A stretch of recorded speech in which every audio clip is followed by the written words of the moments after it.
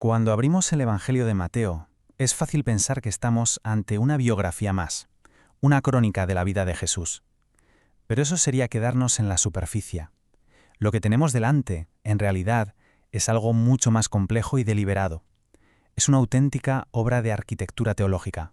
Piensen en ello no como una simple narración, sino como un edificio, un argumento meticulosamente construido, ladrillo a ladrillo, con un propósito muy claro: demostrar una tesis fundamental, y esa tesis es que Jesús de Nazaret no es solo un profeta o un maestro, sino el rey legítimo y largamente esperado de Israel. Y esta es la gran pregunta que parece impulsar a nuestro autor. ¿Cómo se prueba algo tan trascendental? Mateo no da absolutamente nada por sentado. Hay que ponerse en el contexto de su audiencia original, que era principalmente judía en el siglo I. Para ellos, la legitimidad de un Mesías, de un rey, no era una cuestión de carisma o de milagros, sin más. No, era una cuestión de credenciales. Había que presentar pruebas, casi como en un juicio. Se necesitaba un linaje correcto, una genealogía impecable y sobre todo la evidencia de que las antiguas profecías se cumplían en esa persona. Así que Mateo se arremanga y se dispone a construir un caso legal, un argumento sólido y, a sus ojos, irrefutable. Y aquí tenemos su principal herramienta, la clave de bóveda de toda su construcción. Esta frase, esta fórmula de cumplimiento, aparece una y otra vez a lo largo del Evangelio. Es como el martillo de un juez, que golpea para sentenciar una evidencia. Funciona como un hilo dorado que va tejiendo toda la narrativa, conectando cada punto. Para Mateo, los eventos clave en la vida de Jesús, su nacimiento, su vida a Egipto, su ministerio en Galilea, no son casualidades. Son, en realidad, el eco de promesas antiguas, la culminación de una larga historia. Lo que está haciendo es construir un puente majestuoso entre el pasado profético de Israel y el presente encarnado en la figura de Jesús. Bien, para entender la obra es fundamental conocer al arquitecto. ¿Quién está detrás de este diseño tan preciso? La tradición lo identifica como Mateo, también conocido como Leví. Y hay un detalle de su vida que no es para nada menor: su profesión. Era recaudador de impuestos, un publicano. Esto en su época significaba dos cosas: que era visto como un colaboracionista con Roma y, lo que nos interesa más para nuestro análisis, que era un hombre acostumbrado a la burocracia, a los registros, a la contabilidad. Su trabajo exigía una mente analítica, metódica, ordenada. Y es precisamente esa mentalidad, esa habilidad para organizar datos y construir un caso, la que despliega magistralmente en su evangelio. Con esa mentalidad escriba, ¿por dónde empieza su argumento? Pues por el principio legal, la genealogía. Para muchos lectores modernos, esa larga lista de nombres al inicio puede parecer, un poco árida. Pero tenemos que cambiar la perspectiva. Para Mateo, esto no es una lista, es un documento legal, es la prueba de ascendencia. Y la ancla en dos figuras absolutamente cruciales. El primer pilar, su conexión con Abraham, el padre de la fe, el depositario de la promesa fundacional de Dios a su pueblo. El segundo pilar, la conexión con el rey David, la figura del trono de Israel por excelencia. Al establecer estas dos anclas desde la primera línea, Mateo está diciendo: atención, la persona de la que voy a hablar tiene las credenciales en regla. Su legitimidad es legal y teológica. Y si la genealogía era el fundamento, la estructura del libro es donde se revela el verdadero genio de Mateo.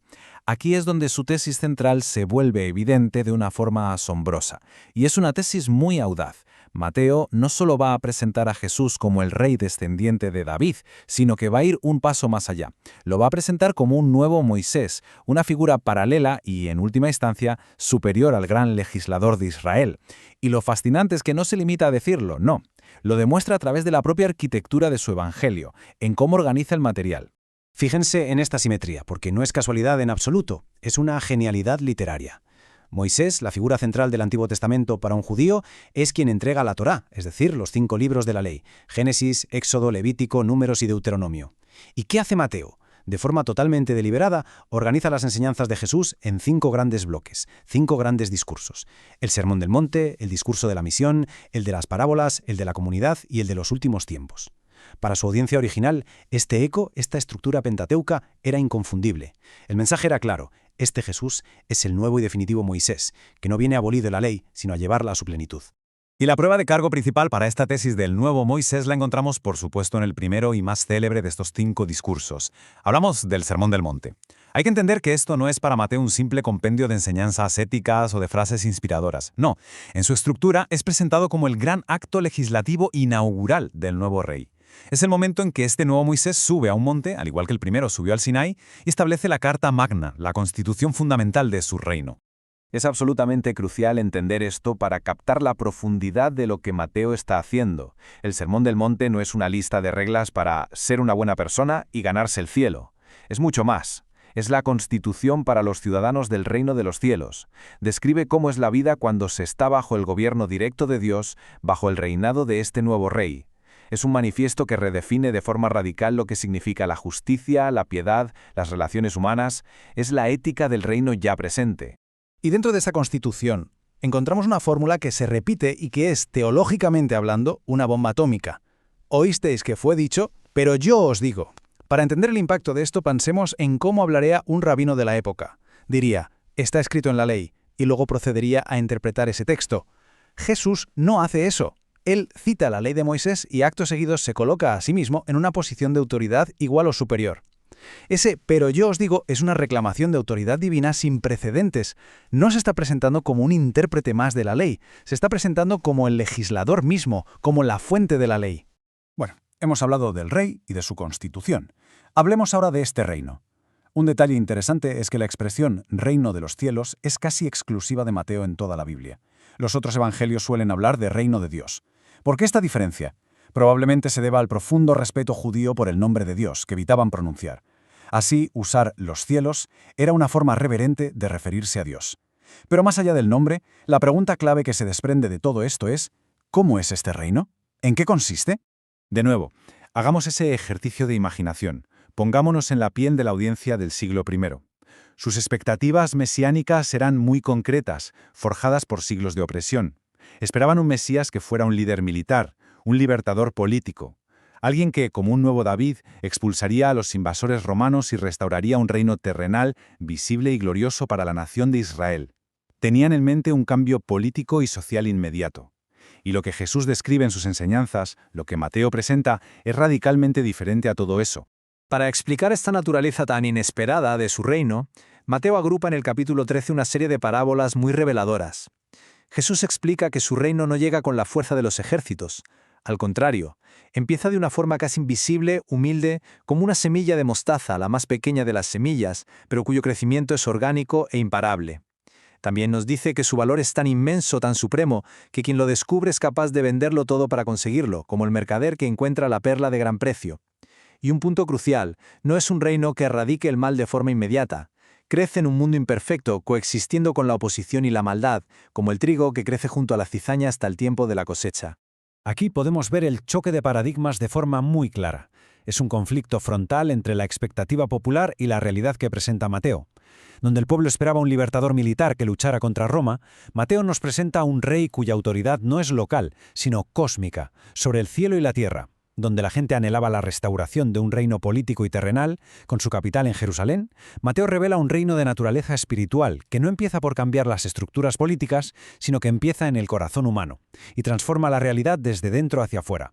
Y así, después de haber presentado las credenciales del rey, su constitución y la naturaleza de su reino, llegamos a la gran conclusión del argumento de Mateo. Y aquí nos encontramos con la última y quizás mayor de las sorpresas.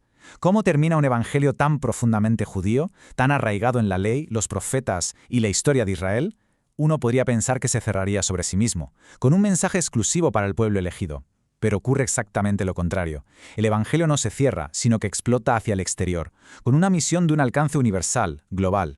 La escena final se abre con esta declaración solemne de Jesús resucitado. Y estas palabras son la culminación de todo el libro. Es la afirmación sobre la que se va a sostener todo lo que viene después. Fíjense que no es una petición, no dice «dadme la autoridad». Es la declaración de un hecho ya consumado. El rey, tras su victoria sobre la muerte, declara su soberanía absoluta. Y no solo sobre Israel, como esperaba la gente, sino sobre todo el cosmos, sobre el cielo y la tierra. Esta es la base legal, por así decirlo, del mandato que estaba a punto de entregar. Y esta es la clave de todo. Mateo no cierra su relato con un fin, sino con un punto de partida, con una orden de envío. El mandato es expandir este reino, y se resume en 3 verbos de acción. Primero, id, un verbo de movimiento, de no quedarse quieto. Segundo, haced discípulos, es decir, no solo convertir, sino enseñar a otros a vivir según la constitución de este reino. Y tercero, la cláusula más revolucionaria para su contexto, a todas las naciones. El rey de los judíos se revela definitivamente como el rey del universo, y su reino que empezó en Galilea ahora debe extenderse a cada rincón, a cada cultura y a cada pueblo de la tierra. Y esto nos lleva inevitablemente a una pregunta final. Una pregunta que conecta toda esta compleja arquitectura teológica de Mateo con nuestra propia realidad 2000 años después. Si el argumento de Mateo se sostiene, si su tesis es cierta, y el Rey resucitado ya reina con autoridad total sobre el cielo y la tierra, entonces, ¿qué implica para nosotros vivir como ciudadanos de ese reino? Un reino que es invisible, pero que se afirma como la realidad última. ¿Cómo se manifiesta esa ciudadanía en un mundo que a menudo parece seguir otras reglas? Esa, creo, es la profunda reflexión a la que el diseño magistral de Mateo nos sigue invitando hoy.